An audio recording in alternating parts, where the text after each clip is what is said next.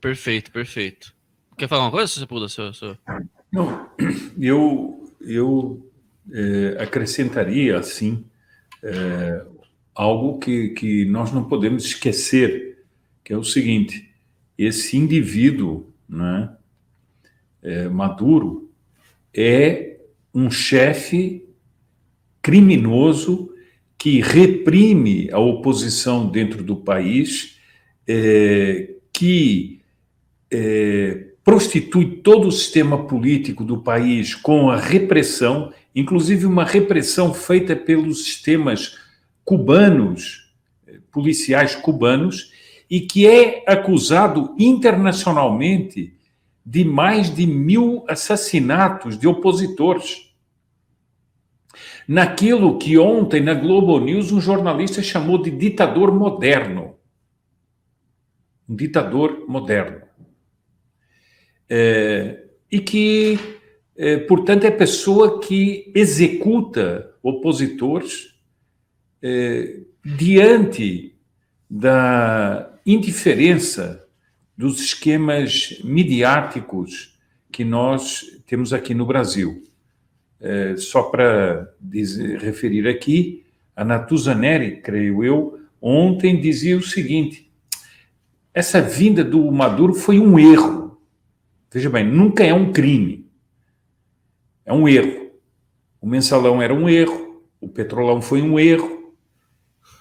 A vinda do Maduro foi um erro. Sepúlveda, só desculpa lhe cortar, mas eu lembro aqui do Demetrio Magnoli, né? Dizendo, o Lula perdeu a oportunidade de defender a democracia na Nicarágua. Assim, como perdeu a oportunidade, tá? Que maravilha, né? Escapou, né? Escapou. A oportunidade. Puxa, podia ter defendido, né? Imagina o Lula lendo aquilo, né? Fala assim, poxa vida, perdi a chance, né? É óbvio que não, né? É óbvio que perder a oportunidade, ele não quer essa oportunidade, né? Não faz parte do ideário dele. Mas enfim, pode seguir, Sepúlveda. Você falou, tá falando. Mas é sempre assim, né? É sempre isso, né? É sempre, né? Puxa, o Lula ele é bem intencionado, ele só não sabe aproveitar a chance. Mas é que o pior de tudo ainda está para vir agora, Ítalo. É que ela disse que foi um erro. Por quê?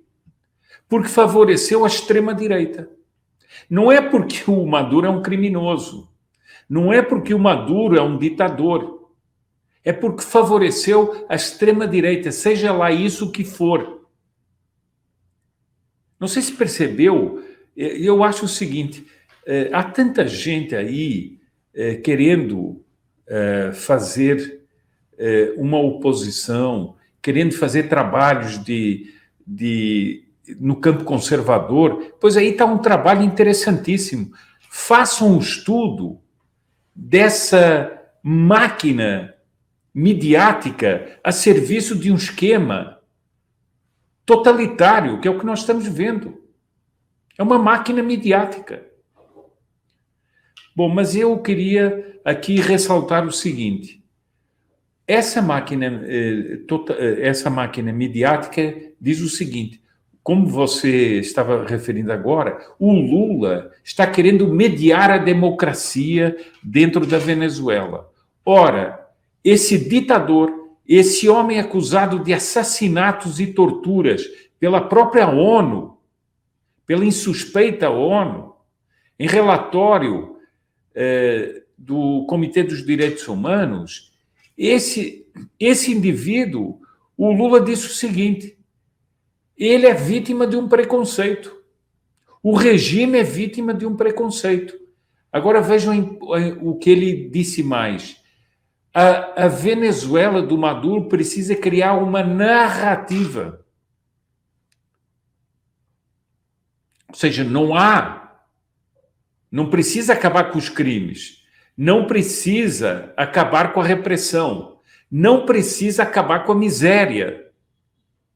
Precisa criar uma narrativa. Isso mostra bem a máquina infernal dentro da qual nós estamos. E eu queria acrescentar aqui um dado. Eu depois gostaria, mais à frente, de dar uma outra dimensão, que é uma dimensão mais ampla no campo internacional. Mas eu queria dar aqui um ponto que me parece importante. As Forças Armadas do Brasil estão conduzindo uma operação de acolhida lá na fronteira com a Venezuela, em que a cada dia, como vítimas do regime do Maduro, vítimas da repressão, vítimas da fome, vítimas do desemprego, vítimas de tudo isso, desse colapso intencional da Venezuela, vítimas do narcostado, vítimas de tudo isso, mais de 500 venezuelanos entram por dia no Brasil. Há uma operação conduzida pelas Forças Armadas, chamada Operação Acolhida. E essas mesmas Forças Armadas vão prestar continência ao causador de tudo isso? Que contradição é essa? Que loucura é essa? Então, o criminoso causador de tudo isso, o ilegítimo presidente da República da Venezuela, é recebido com honras militares pelas mesmas Forças Armadas que fazem uma operação acolhida? Que mundo translocado nós estamos vivendo? Que mundo de contradições nós estamos vivendo?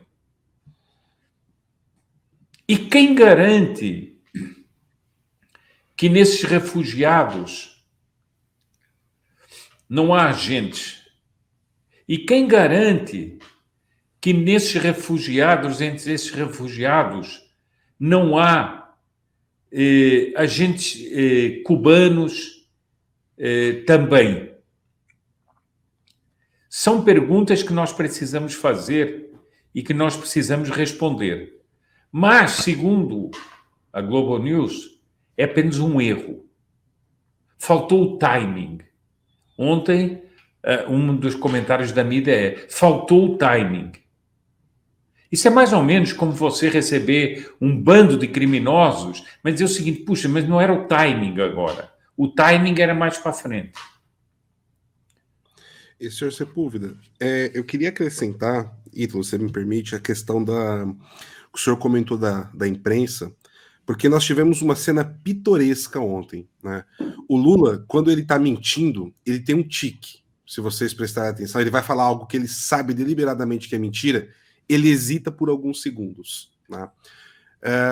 Eu vou até dar um exemplo antes. Ele, numa entrevista, uma das primeiras entrevistas que ele deu, assim que assumiu o governo, ele estava falando sobre a China, que ele iria visitar a China, e ele fala, não, porque a China é muito importante para isso, para o Brasil, e você sabe como na China as coisas funcionam, eles têm uma política forte, e lá na China, aí fica, acontecem muitas coisas, porque ele ia falar o quê? Da repressão, né? Ele quase teve um ato falho ali, e ele dá essa travada e depois muda. E ontem eu percebi isso novamente, porque depois que ele fez a exposição inicial, ele jogou louros ao Maduro, né? Quando ele recebeu o Maduro, antes até, ele vira para a imprensa e fala assim, vocês ouviram que o Maduro era um homem mau, tá aqui, ele não é nada disso, né? Faz a exposição. Depois que ele faz a exposição, ele fala, Maduro, vai lá, por favor, fale para a imprensa livre do Brasil. Aí ele dá uma travada e da Venezuela, né? E o que chama atenção, todas as perguntas, e aqui eu quero destacar o papel vergonhoso de um jornalista com anos e décadas de experiência, que é o Marcos Uchoa, né? O papel vergonhoso da pergunta que ele fez, e todos os outros jornalistas que fizeram perguntas, estava muito claro que aquelas perguntas ali, elas foram selecionadas, passaram por um filtro antes, e foram perguntas como se naquele momento o Brasil estivesse reativando uma cooperação bilateral com um país de economia pujante, com um país que tudo está funcionando, né? E foram perguntas completamente blasé. Não teve um jornalista, não teve um veículo de imprensa que enviou ali um funcionário seu para fazer a pergunta que o Brasil queria ouvir, né? Como fica a questão dos direitos humanos na Venezuela? As fraudes eleitorais que acontecem na Venezuela? Assassinato, perseguição política, fechamento de um congresso legítimo? sequestro de opositores, torturas, assassinatos, milícias armadas pelo governo para fazer o trabalho sujo, principalmente nas favelas de Caracas? Não teve isso. Teve perguntas mais descaradas ainda, senhor Sepúlveda, do que esses comentários que o senhor comentou da Globo News. Né? Eu queria destacar isso aqui também, porque foi algo que, quando eu vi aquela cena, quando o Lula fala, fale para a imprensa livre do Brasil e da Venezuela, né, é de se ficar estupefato. Num país onde, no período aí eleitoral, um grande veículo de imprensa brasileiro foi silenciado e foi forçado a começar a demitir seus comentaristas, né? Inclusive tirar comentaristas do ar durante a fala. Essa é a imprensa livre. Perfeito. Enfim, né? Nós não temos mais imprensa livre no Brasil já há um bom tempo, né? Agora, o Paulo, eu queria... Só lembrar um pontinho aqui no que disse o Paulo. Além disso, ninguém faz a pergunta sobre a dívida, o calote da dívida dado pela Venezuela, fruto dos crimes do PT. Um esquema criminoso do PT que pressupunha um empréstimo que ele já sabia, que não seria pago pela Venezuela. Onde é que está a imprensa crítica? Onde é que está a imprensa que questiona? Onde é que está a imprensa que, no fundo, pede explicações ao poder? Não está. Não está. É o que disse o Paulo. Não, estamos diante do reatar de relações institucionais. Perfeito. Se você puder, Paulo, temos aqui um vídeo que eu queria passar para vocês para ressaltar a importância que é a gente documentar todos esses assuntos que a gente está tratando aqui com o pessoal, porque como a gente, né, acabou de demonstrar aqui, não vai ser da imprensa que vai ver esse documento, né? Não será da grande imprensa. Então, eu queria passar esse videozinho para vocês aqui, e na sequência a gente volta para comentar. Vamos lá. Uma ficção política ou uma realidade velada? No mais novo lançamento da série O Mínimo, Paulo Henrique Araújo discorre sobre o surgimento, ascensão e estrutura de poder deste arcabouço revolucionário que envolve tráfico de influência estrangeiro, corrupção, manipulação na mídia, ligações com grupos guerrilheiros e tráfico internacional de drogas, como as Farc e ELN, além de tratar das nações e personagens que o estruturam, bem como a retomada ao poder em toda a América Latina nos dias atuais. Desperte para as mudanças drásticas que estão ocorrendo na estrutura geopolítica de nosso continente e tenha acesso a informações e dados que a imprensa brasileira e o jornalismo militante esconderam de forma proposital por décadas e que ainda hoje negam as ações que impactam diretamente a sua vida. Tenha os conhecimentos necessários para dominar o mínimo sobre o Foro de São Paulo. O Foro de São Paulo. Bom, né, vimos aí esse mais novo lançamento, né? Quando é que vai ser lançado, Paulo? Ou já foi lançado? No modo Doutora Vera, né? Ele foi lançado em setembro, Ítalo. Já é considerado um best-seller, já tem quase 7.000 cópias vendidas esse livro. Olha aí, maravilha, parabéns. O que você falasse um pouquinho desse livro, então, pra gente? Eu queria fazer um questionamento. Pode falar, se você puder, diga. Mas existe Foro de São Paulo? Muito bom, senhor Sepúlveda, né? É a teoria da conspiração olavista, né? Foi o que eu vi ontem dos trolls da esquerda, né? Eu deixei o link aí para quem tiver interesse no chat dos dois canais. E, Ítalo, a gente sabe, né, da importância de se falar do Foro de São Paulo. E uma coisa, você até citou o professor Olavo no começo, né, da transmissão de hoje, e eu tenho uma citação do professor Olavo aqui logo na abertura do livro.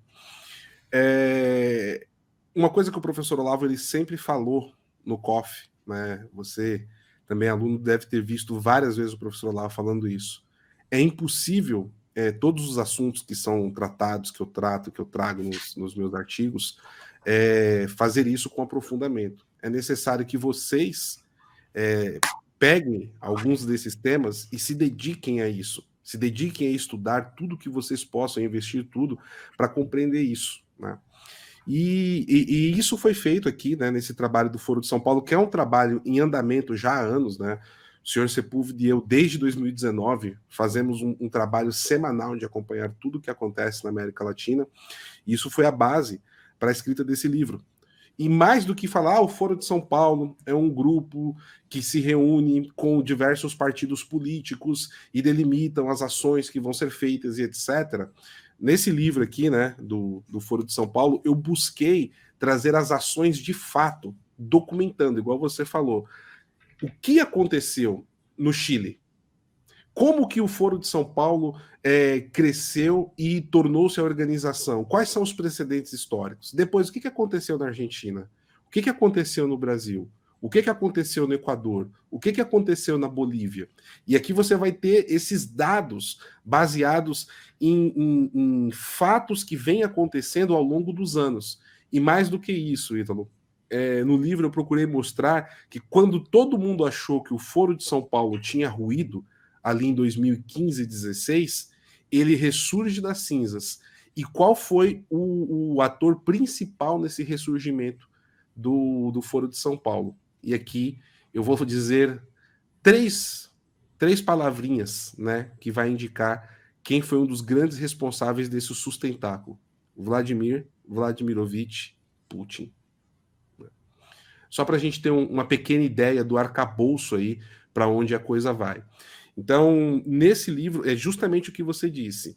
É um documento. Foi a intenção de criar um documento mostrando os fatos e como eles vieram acontecendo, as ligações criminosas, todos os envolvidos, né, agentes políticos, agentes do mundo empresarial, e como isso foi sendo coligado numa trama que transcende simplesmente a diplomacia, né? Então, assim surge esse livro mínimo sobre o Foro de São Paulo. Perfeito. Não, é interessante você destacar o seguinte, né? Como no livro você busca fazer análise sobre cada país, porque cada país apesar do Foro de São Paulo ser um esquema geral, uma das razões do sucesso do Foro de São Paulo é justamente o fato de que ele se adequou muito bem às realidades locais, né? Então ele foi um grupo que ele tentou coordenar aqueles grupos que já existem nas localidades. Então você tinha o PT, que já existia no Brasil, você tinha as Farc, que já existia na Colômbia, você tinha, né, o chavismo, né, que na verdade o bolivarianismo, né, que já estava em germe ali na Venezuela, né, já tinha o Norberto Ceresi, já tinha, né, alguns pensadores já que já tinham, né, pensado a realidade venezuelana, né, tendo em vista a tomada do poder, né? E, enfim, todos os países você tinha, né? Já tinha um trabalho da esquerda local que depois ele foi ser conjugado no Foro de São Paulo. Acho que essa é uma das características do Foro de São Paulo que mais, na minha opinião, mais dão conta do sucesso do Foro de São Paulo em termos de conseguir o poder, né? Que eles soube fazer uma estratégia geral levando em consideração as situações locais. Isso casa muito com o que eu tenho falado muito, pessoal, né? Quem tá querendo participar de luta política, luta cultural, etc., né? Que é o seguinte, assim, gente, não façam coisas gerais. Não façam, não pensam assim, vou fazer aqui um movimento nacional de não sei o quê. Não, faça na sua localidade, entendeu? Faça na sua cidade. Até porque isso serve de escola. Você vai passando fase, entendeu? Você vai formando, né, a sua base, e a sua base vai te permitindo alcançar postos maiores, né, enfim, né. Mas eu acho interessante essa abordagem. Agora, você falou aqui uma coisa sobre o Vladimir Vladimirovich Putin, né. Eu queria saber um pouco mais sobre Vladimir Vladimirovich Putin, essa presença dele aqui, porque talvez uma coisa que muita gente veja ainda, né, é o Foro de São Paulo como uma coisa autóctone, né?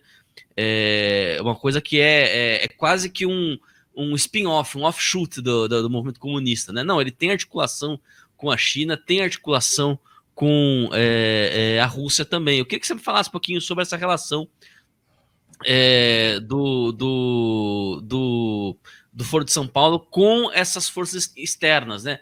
Com a China, com a Rússia e com o BRICS também.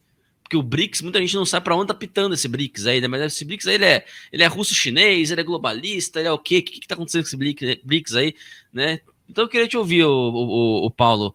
Você precisa começar a... Você quer ficar aqui até 5 da tarde? Eu acho que eu tenho compromisso às 8, tá? Então, muito bem. Vamos lá. Não, eu vou tentar fazer isso de forma bem resumida, separando aí, né, por cada um dos tópicos.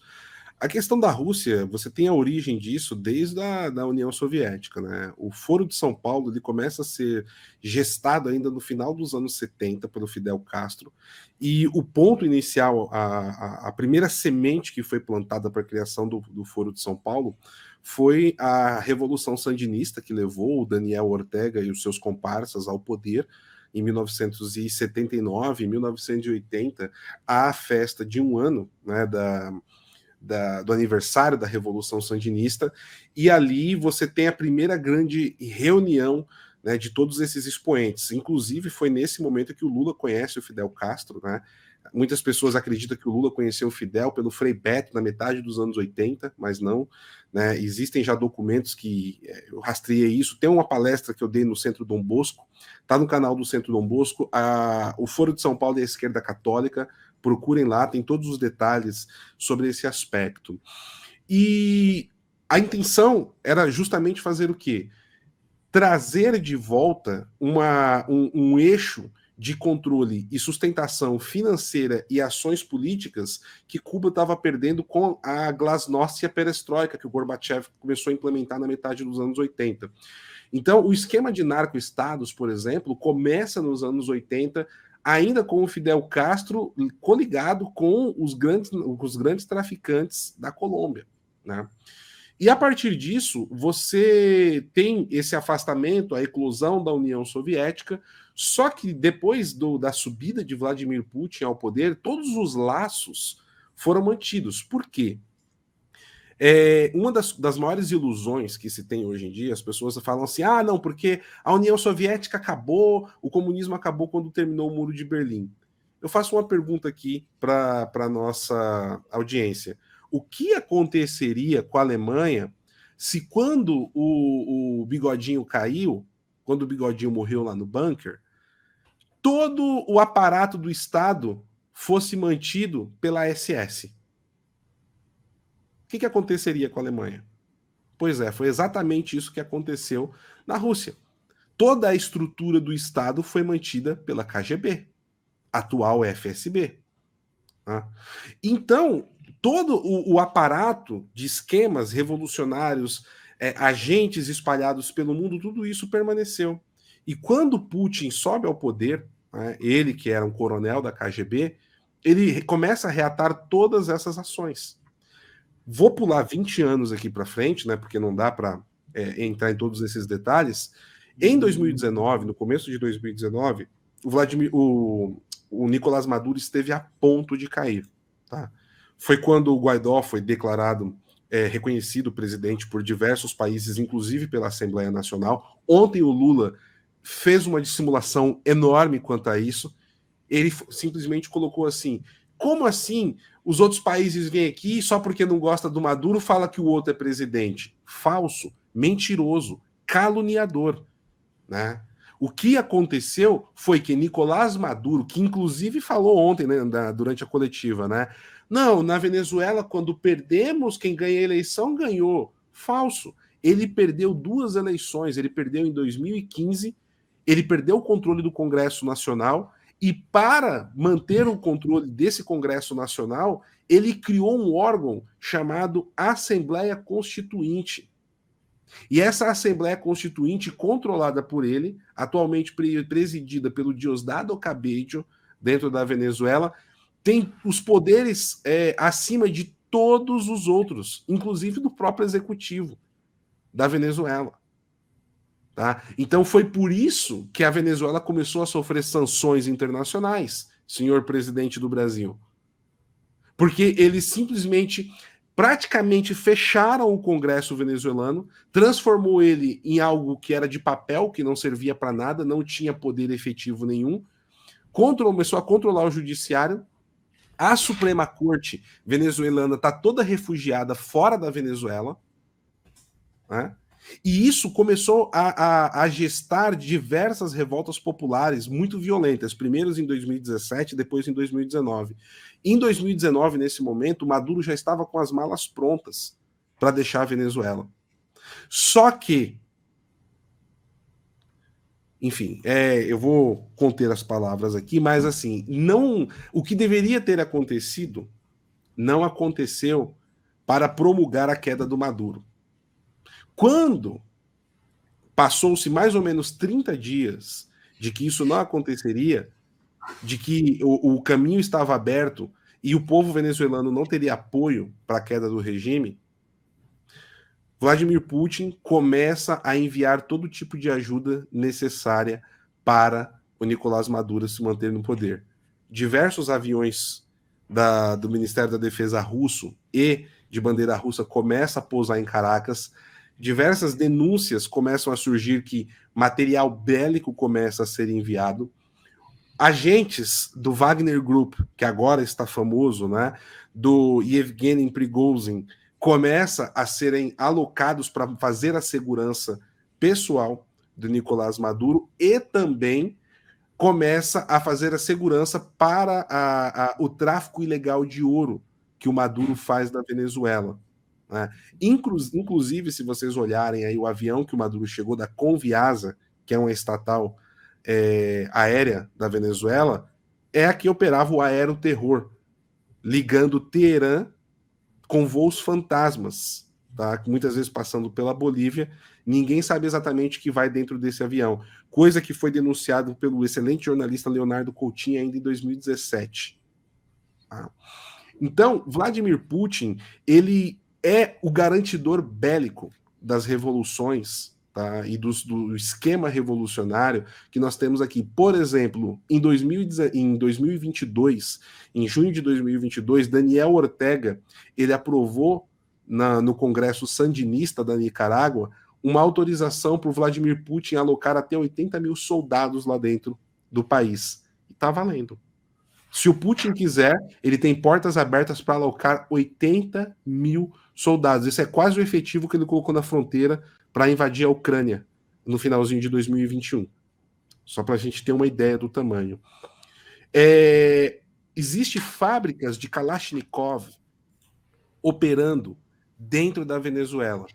Acordos que foram costurados desde 2007 entre Hugo Chávez e Vladimir Putin. O longa-manos da China e da Rússia, diplomaticamente, agora até economicamente, é o Irã. E o Irã, nos últimos 2 anos, principalmente depois de 2019, quando houve essa ação do Vladimir Putin, o Irã passa a ser o principal fornecedor de armas e veículos militares para a Venezuela. Só para a gente ter uma ideia do que nós estamos falando aqui, Ítalo. Né? Qual o envolvimento? E no livro tem muito mais detalhes sobre isso.